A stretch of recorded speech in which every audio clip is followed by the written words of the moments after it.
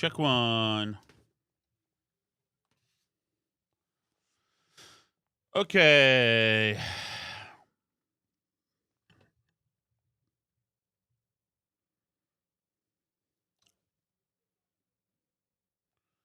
Story of my life.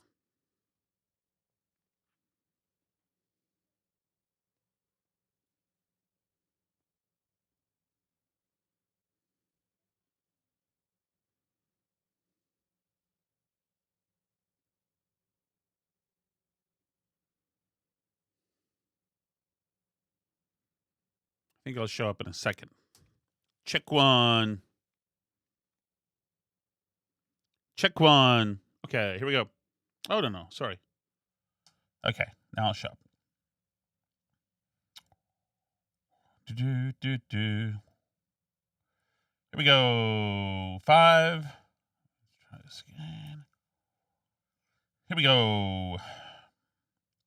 5, 4, 3, 5, 4, 5, 4, 3, 2, 1.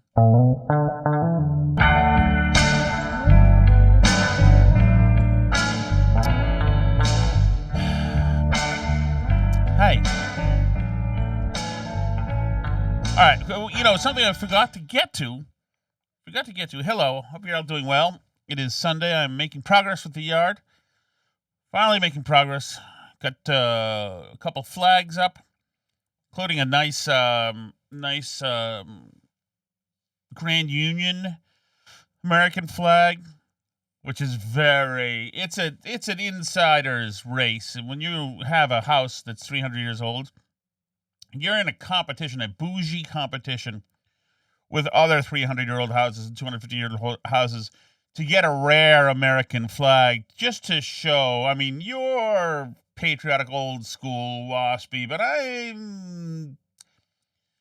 this is what you get. This is the one bragging right you get when you get a house that's just several pieces of wood and mostly nature, and whose basement is oftentimes a river, and it costs $1,000 a month to heat it and $1,000 a month to make it cold, and nothing works, and it's constantly falling apart, and you're under siege. What you get to do is around the 4th of July, and especially on a 250, I get to show that I'm better, a little bit better now, in the sense that, and my plaque is going up, like the plaque that used to be Admiral Timothy, whatever, Hamilton, Wenham, Cleveland, Manor at one point.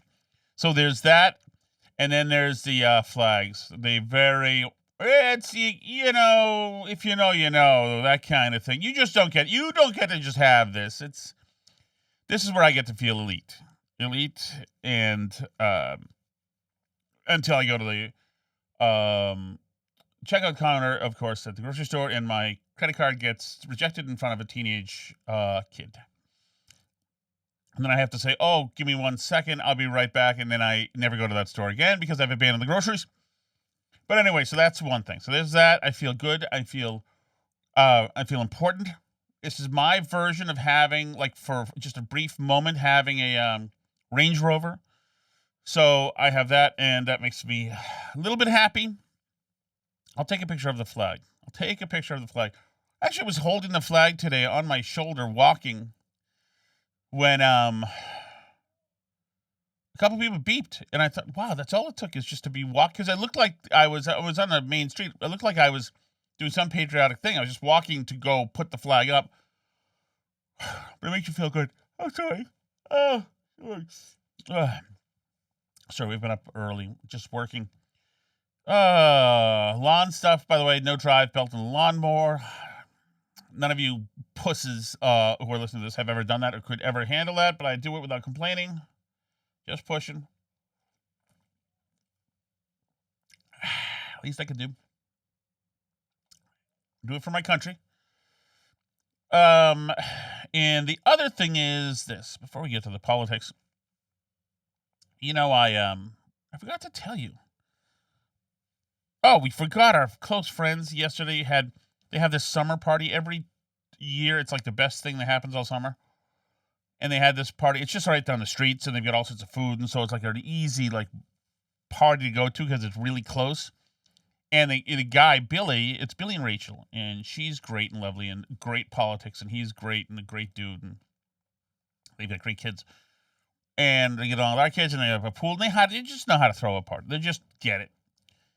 And and they've got all sorts of. He's so good. He's such a good cook and just a griller. Just one of these dudes where like they just get it, and it's so great.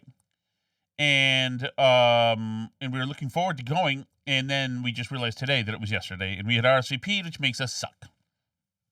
And be a man guy who just texted me, had told me that today he was at an opening up in Newburyport at a new restaurant, and I forgot to go to that one in time as well. And then I was going to go afterwards and meet some people there, and then I forgot that I was supposed to take my daughter to her place, so I left everything. It was a swing and a miss, but that's fine. But so blanket apology to everybody whose lives we have made worse this weekend. We owe you. Damn, I should go back in time and go to that party. Freak, it's a good time. Oh man, some people get grilling. Some people just get it, and like not. You know what it is? Some people, and there's women. This is split equally between women and men. There's a certain kind of woman. You know who was like this? It was Jen Royal. There's a certain kind of woman who knows how to cook for a eater. Like, oftentimes a fat guy, but not necessarily a fat guy. And it's such a sexy attribute. And there's a kind of guy who also just knows how to cook for an eater. And that's a great attribute to have. And that's Billy. So there you go. All right. I forgot to say this before I was in Maine a few days ago. I guess it was only Thursday, Friday, Saturday, it was 3 days ago. I was with the boys, and we had heard there was going to be a Grand Platinum rally, and there was no sign of any kind of rally. And then the last second, there was email sent out saying, "Okay, we're going to do a rally." So I went to the rally, and I asked them about the STD thing, but I forgot about that before the rally. I was skulking around downtown Portland looking for the rally, which we got a miscommunication between me and the other guy. So we got I was, 6 blocks outside of the drop zone. And I go in this building, it's like city center building or whatever it's called. And I'm looking around, and I'm looking for a bathroom. It's a city center building. It's like the state. It's like it's very much in Boston, like the transportation building. So I was like, I figured they have to have a restroom here. So I go towards a cafe there, and there's a cafe in there, and I hear a couple of people talking, and they are the two workers in the cafe, and they're saying, "Oh yeah, this is in Netanyahu's the worst." And I'm like, and I don't, we're doing way too much. Like, what is Israel doing? Get out of our lives, Israel. They suck. Israel sucks. And like, they were building up democratic socialism. I thought, oh, they must be excited for the Platinum thing. So I kind of just listened. And they say, yeah. Well, I mean, all these wars, and then Trump's going into this war. It's like, Israel owns us now, and they're like really going on about Israel. And we're saying that's why the democratic socialist thing is so good. It's like I'm so excited about like these new candidates coming around. So I go away, and then I'm looking for the bathroom again. And then eventually I come back and I say, "Hey, can you tell me, is there a bathroom in here?" And he said, "No." I said, "There's not one in here?" And he said, No, there's not one in here." I said, "Well, there's one over there, but there's a combination lock. Can you give me the combination?" And the guy says, "No, I can't. Sorry." And like I was like, okay. And he said, "Well, here's the thing. If we let everybody in there and give everybody the combination, then we let somebody in there, and we'll let somebody in, and somebody's gonna overdose and just die in there." And I said, "Oh, I get it. Yeah, it's not a problem. I understand." And he said, "So we don't give it out." I said, he said, well, unless you're a customer. I said, okay, what makes me a customer? He said, well, you have to buy something. Okay. And I said, okay, so if I buy this cookie here, then I get the combination? He said, yes, you buy this cookie, you get the combination. So I buy the cookie, it's like $3, whatever. He gives me the conversation, the combination. Combination is 1866 star, by the way. If you're in city center in Portland, Maine, that's what you need to use the bathroom. I assume you're not on fentanyl. If you are, use the bathroom anyway. And so I thought, isn't that interesting? These people. Oh, but then after that, I told him that Plattner's giving a rally. And they're like, really? He's going here? They're like, they didn't know. I was surprised, but they're all excited. And he's their guy. And and eventually, when I was getting lost, I actually saw him outside looking for Plattner. But anyway, I thought, isn't that interesting?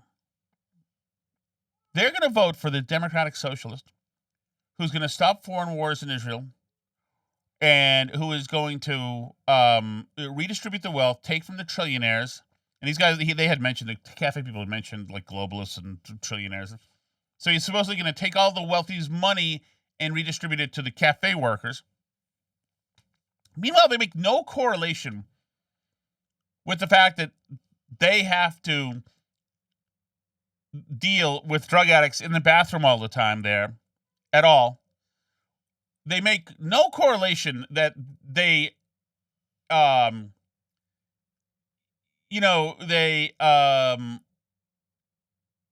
extorted from me money for me to use about their fellow man.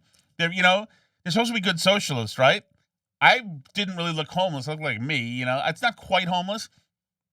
I had a backpack. I could speak. I wasn't, zombified.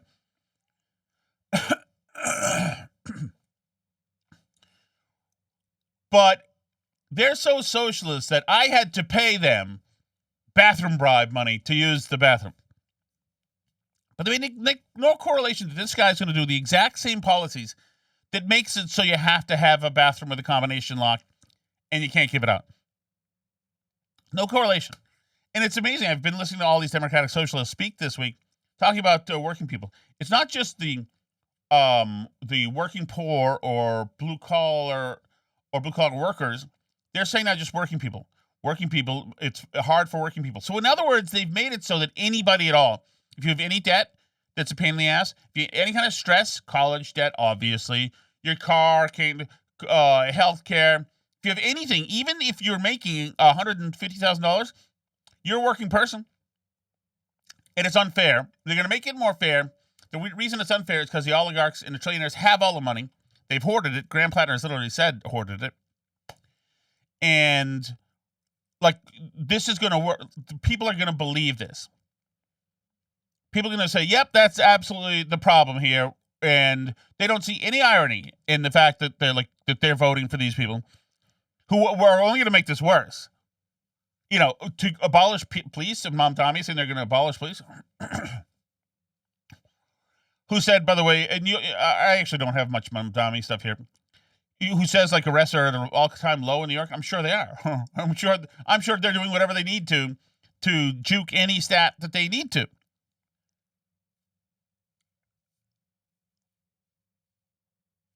But some of these Democratic Socialists have been talking. Oh, okay. Let's see. Dish says, I'm in. Splash's gift membership finally. Hey, here we go. Julie says, hi, Trish. Long time no see. Julie and Phil say these two buffoons couldn't spell Israel or spot it on the map. That's true. There we go. So let's play a little bit of these Democratic Socialists. I mean, I'm not overly enthused about playing them. But I'm enthused, actually, because I heard these on a bunch of different podcasts today. And remind me to get to the David Spade stuff later. So here's Jonathan Carl. It's funny. He had Mamdani on, and it's so interesting just how when Jonathan Carl and all these Washington, D.C. Beltway media types have people they love on, and you can tell he loves Mamdani, they treat him like Fauci. There are no follow-up questions. There are no quibbles with any of the foundational arguments that these people are making at all. They let them get away with everything. All they do is toss some underhand balls to knock out of the park. That's it. Here's a little bit of Jonathan Karl letting Mamdani say whatever he wants to. Sorry, let's try right here. But how does abolishing prisons or having open borders fit into that? I mean, do you see how those are ideas that a lot of your Democrats that are warning about what happened here say are toxic. Most of America won't go along with it. Are bad ideas. They're dangerous ideas. I think what the focus of her race was, what the focus of her candidacy was about the struggle that working people are facing. And I think that we can have disagreements on policy. Working people. Positions. What we have to agree on is what are we fighting for and who are we fighting for? She showed that in her race, and I think that many people will come to appreciate that in her leadership to come. So we can disagree on something as basic as whether or not there should be prisons?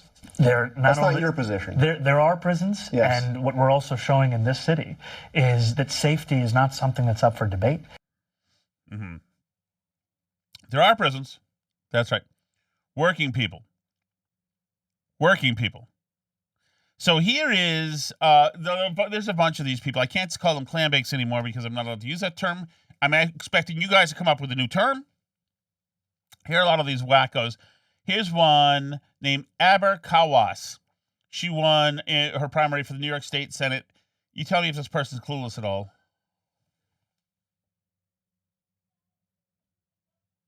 And finding that, the system of capitalism and racism and white supremacy, etc., and Islamophobia have all been used, to colonize lands, right, to take resources from other people. And so this is like a long trajectory, and we're just seeing the manifestations of that continuation, right, with 9/11.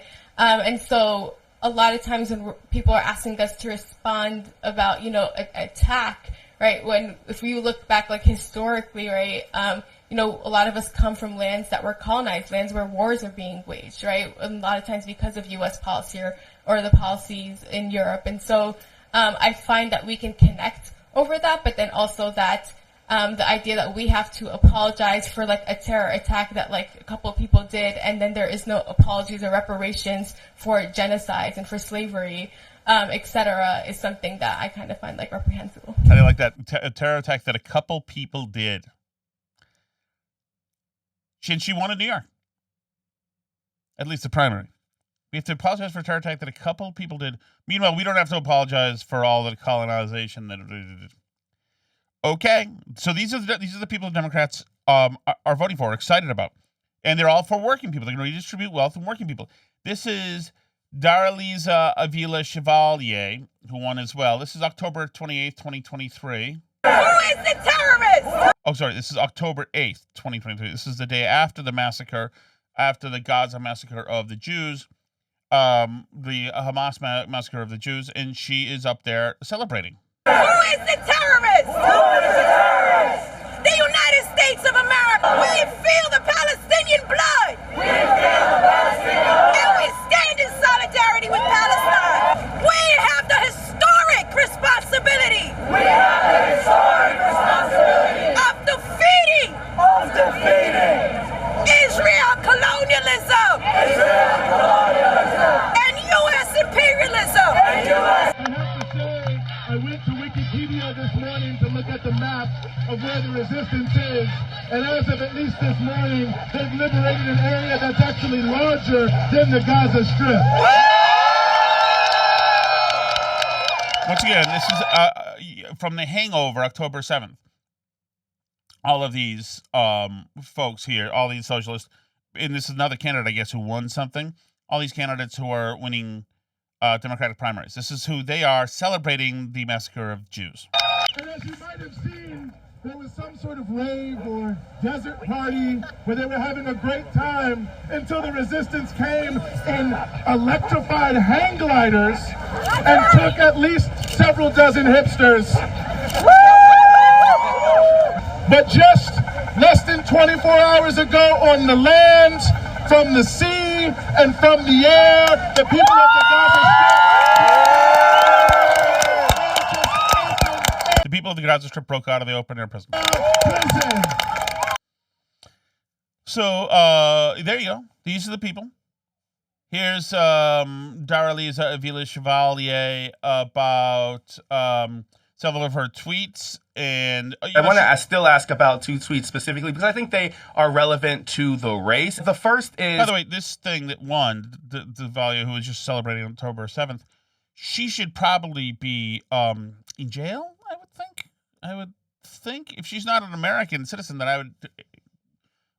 have her on a boat to whatever hellhole her people are from. All deportation is wrong. Now, in Congress, obviously, that comes with a lot of questions about immigration enforcement. And even as Democrats might agree with calls that you have shared to things like abolish ICE, I don't know if they're necessarily there on things like all deportation is wrong. Is that something you still believe? That phrase, yes. I still believe that all deportations are wrong. And even if we're talking about illegal entry to the country or someone who may have committed a crime? So when we're talking about things like illegal entry, we're actually talking about administrative laws, right? We're not talking about criminal law. Let me concede the question of people who... Administrative laws. Have not committed a crime. Because I think that that's not really the question at hand. Like, if we're saying all deportation is wrong, though, that would seem to also include people who were convicted of breaking U.S. criminal law. Is the deportation of those people wrong? Yes, and the reason I say that is because we have a criminal system. It is imperfect, but it exists.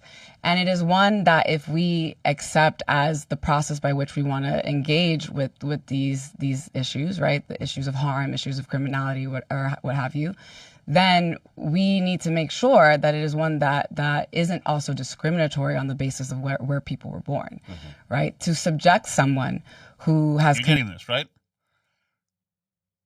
Discriminatory on the case of where people are born. Just get the F out. Like, you guys invited, congratulations, Democrats, you invited these cockroaches in, and they're in now. And they're being cockroaches.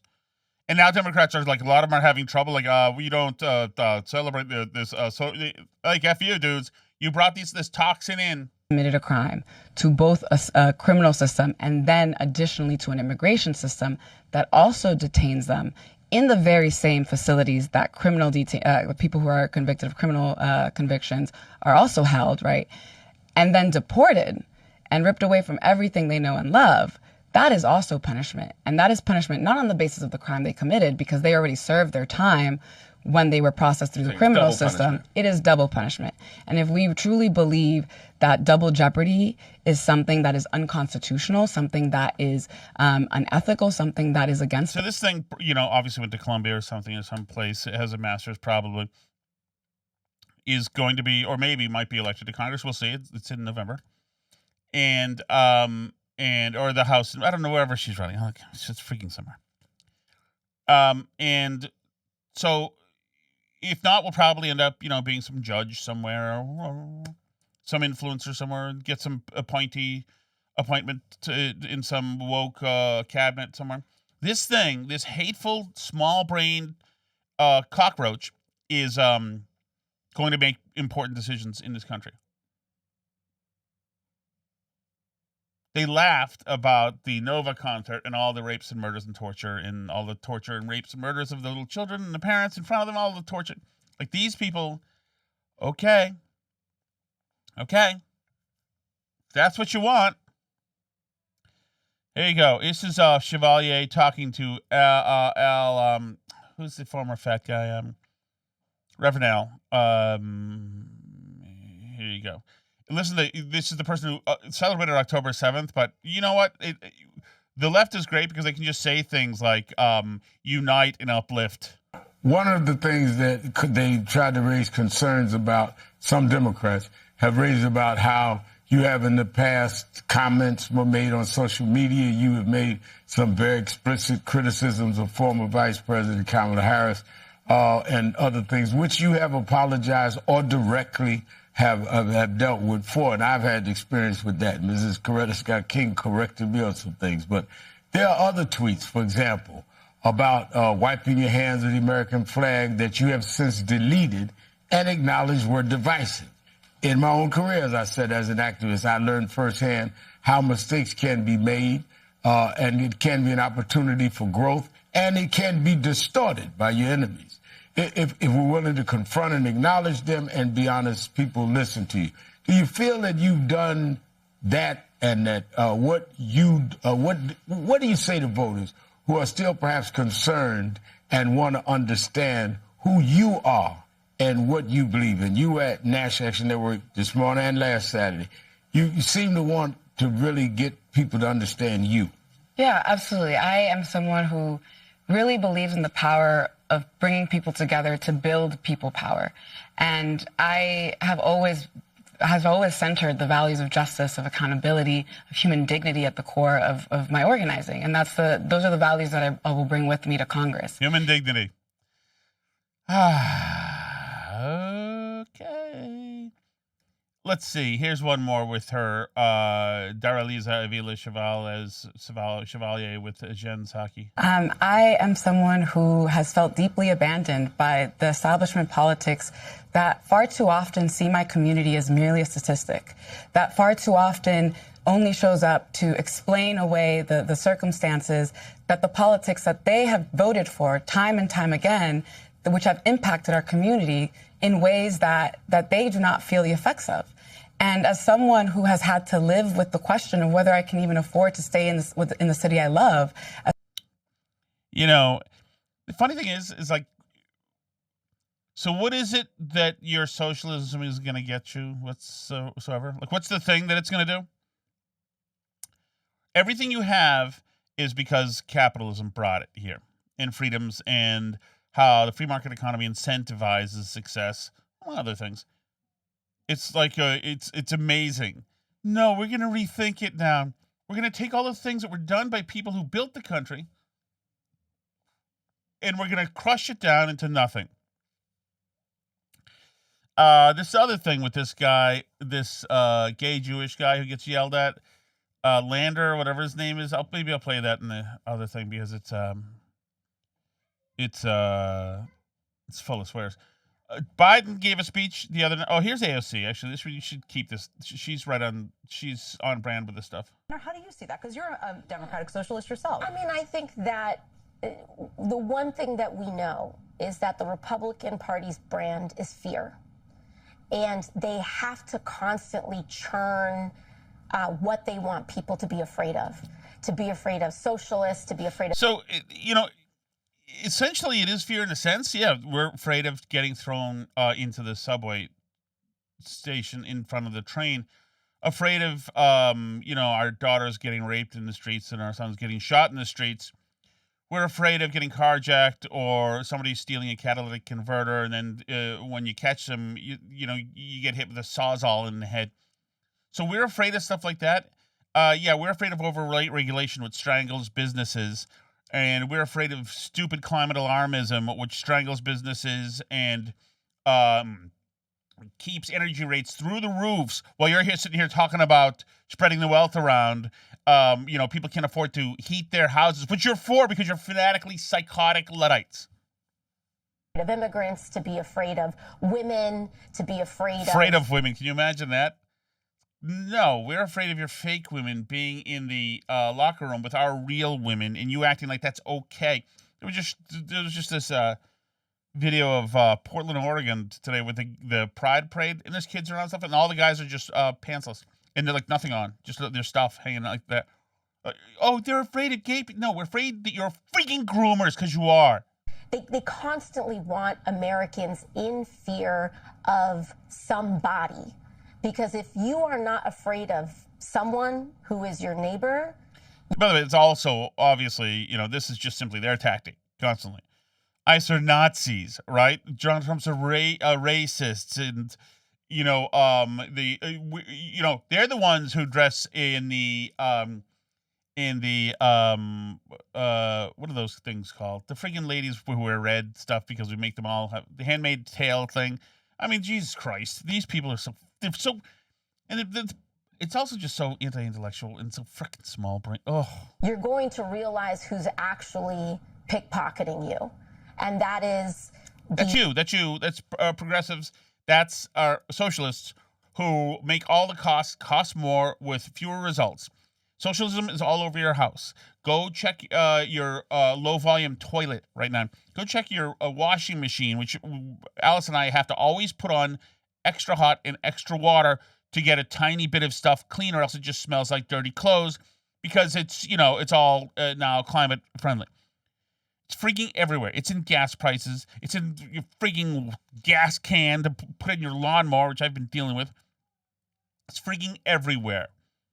Stupid, taking your tax money to spread it around to grifters and other people don't want to work for a living, don't want to do a damn thing. The large corporations that are engaged in profiteering and jacking up your prices for no good reason. Can you imagine that? Let's profiteer, jack up prices.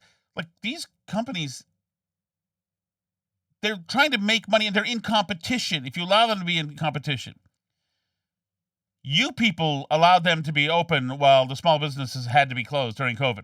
That's you people. Because the moment you get power, you play God and people die. It's going to be in this administration that is engaged in record levels of swindling, thefts, tariffs, your housing. And so this is... Your housing. Tariffs, by the way, are a progressive agenda, but it is a Trump thing. There's no doubt about that. Kind of their new thing of the day, but I think that people are feared out.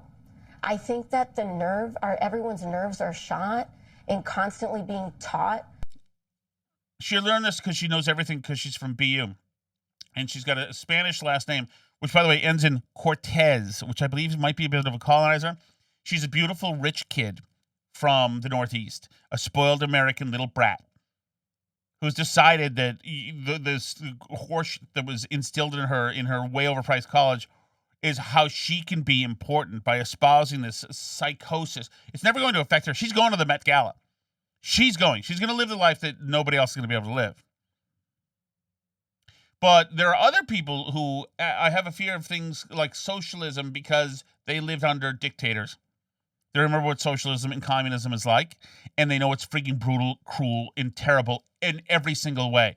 And told of what country, person, community to be afraid of, and they just want a solution.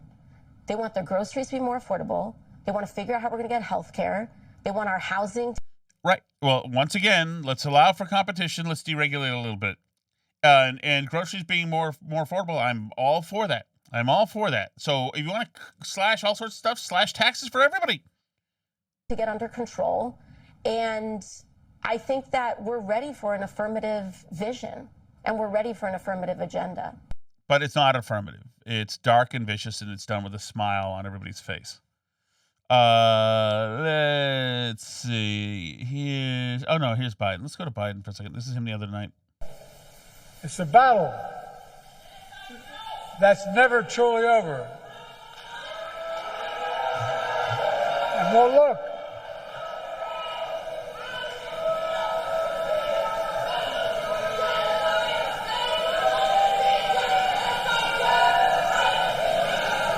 While I can't sugarcoat it,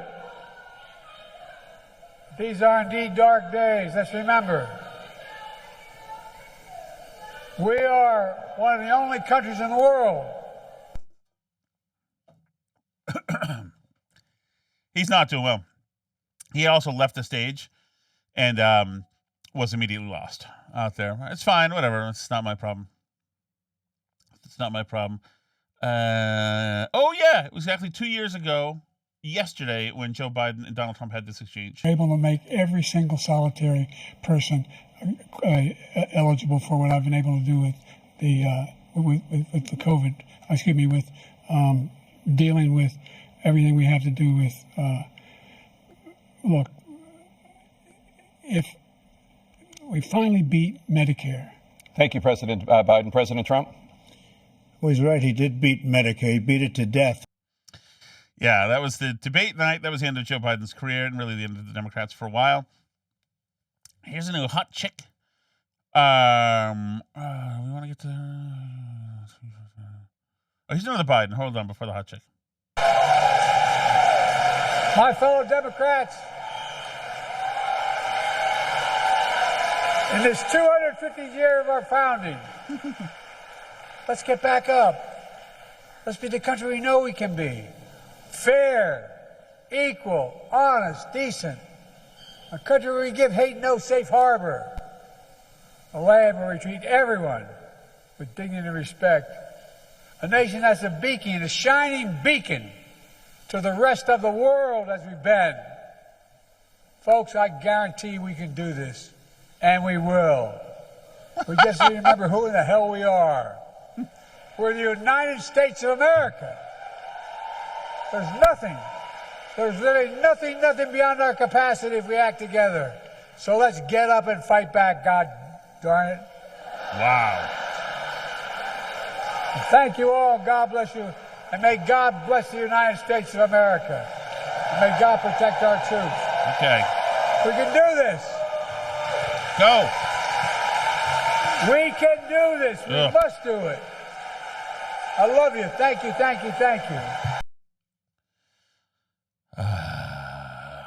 Okay, let me see.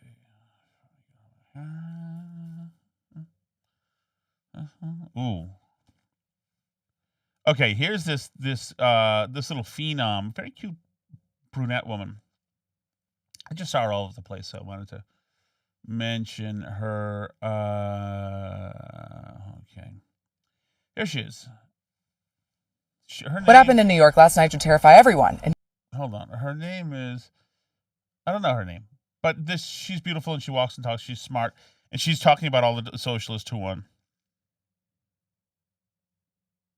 What happened in New York last night to terrify everyone, and here's why. New York held their Democrat primaries, but instead of electing normal Democrats, voters chose their farther left socialist candidate. These guys, all backed by Zohran Mamdani and all America hating. This one, Daria Liza, she recently converted to Islam and said she would use the American flag to wipe if she forgot a napkin. She co-founded a group at Columbia whose stated mission was the total eradication of Western civilization. She's going to Congress. This one, Claire Valdez, ran on granting citizenship and voting rights to illegals using your tax dollars for trans surgeries and the elimination of private insurance. Communist in Congress. Brad also won, but he's technically Jewish, so he had to pretend not to be and do this to get elected. Say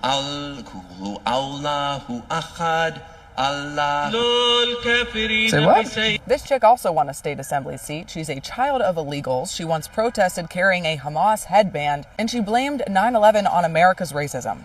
Here's why this That's the one she's talking about who sounded like Miss South Carolina. Matters, because we are watching the Democrat socialists, the communists, take over the Democrat Party. And where have we seen this before? Pre-Soviet Russia. You had the Bolshevik Communist Party and the Mensheviks, and Vladimir Lenin controlled the Bolsheviks, and he wanted to destroy the Mensheviks or the normie Dems. The gameplay has always been, go to a normie blue area, take over, and then replace the normies with radicals. Then claim that your insane minority is the majority. Create a false sense of popularity, pretend that the minority is popular, spread it around to the young people, and get them all talking about it. Lenin did this, and then purged the traditional Mensheviks and took over. Therefore, the minority on paper becomes the majority. For Lenin, the Mensheviks weren't radical enough, and for today's socialists, the Democrats aren't radical enough. Mamdani is today's Lenin. You see clips of him all over social media trying to convince you that this is the new wave, this is where we're headed, and this is fetch. He's wrong. Most people don't want America hating, ally hating, seizing your private property, taxing you out the wazoo, terror-loving, gender-chopping. So anyway, you get it. Her name is she's on Instagram as It's All Politics. American flag. Yeah, I don't know how to find her real stuff. It's all politics. She's a beautiful lady who says smart, sharp things. All right, let's do the chat. And then we got some more stuff to play. Oh, and then we're going to play this beautiful blonde woman who's going after David Spade, who's a great guy. We play, you decide. How's it go? We talk, you decide? Anyway. Let's go to the chat. A lot of Steve and Merrimack. Good to have you, Steve. I'll take Steve and Merrimack in bulk. Okay. Hi, Steve from Merrimack. Hey, Steve. Well, Tim in Canton, Tommy in New Hampshire, Billy from Manchester, all the listeners, Tom just finally gave the game away. What? Without even realizing it. So apparently in 1994, Tom had to go to the free clinic in Somerville, Mass. Yeah. Because he had contracted something called molluscum contagiosum. That's right. A common viral skin infection caused by a pox virus in sexually active adult men. Hello? What? Is that true? It wasn't that. Is that true? Christ. Oh, damn. It wasn't. I got this from Susan from Alden. I guarantee you. I don't know who she got it from, but there were probably about 30,000 suspects. Monkeypox, man. Is that what it was? You gave it away. You didn't even try to hide it. Whoa! That's not true. Oh, it was. Well, do you want to know? Anyway, they gave this stuff to put on it, and it was like acid, so it like destroyed everything in its path. It was not a good time. And then Susan's like complaining that I wasn't in fighting shit. Like, dude, you gave me everybody in Malden's combined freaking FTD, and like now I'm in trouble. Oh, God, women. It's not my fault.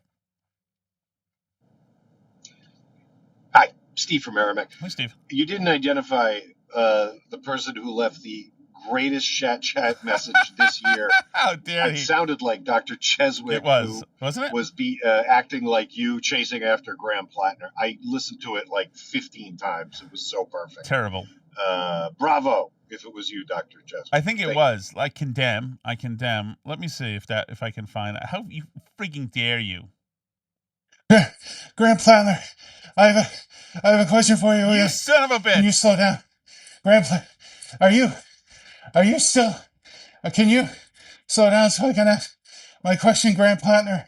I have a question. You bastard! Oh, if I had any money, I'd put a hit out on you. Oh, how dare you! I don't want that out there. How dare you? My shining moment. I'm a hero. Hey guys, Andy in Cambridge, Hey, 5 Andy. minutes east of the Phoenix Landing. How's it going? The drill sergeant in stripes said, "Settle down, Francis," not "Get over yourself, Francis." Is that what I said? Cheers. Did I say get over yourself? Oh, is that what? Oh, or Fetterman say that? I don't know. I thought Stripes was fine. The girls were pretty. Hi, Steve from Merrimack. Hey, Steve. This might go long. I apologize. That's but fine. I feel it's necessary.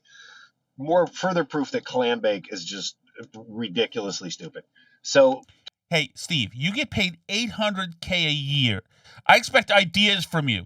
Tom, in 1960, there's a film called Spartacus. Have you ever seen it, Tom? I think so. Spartacus was with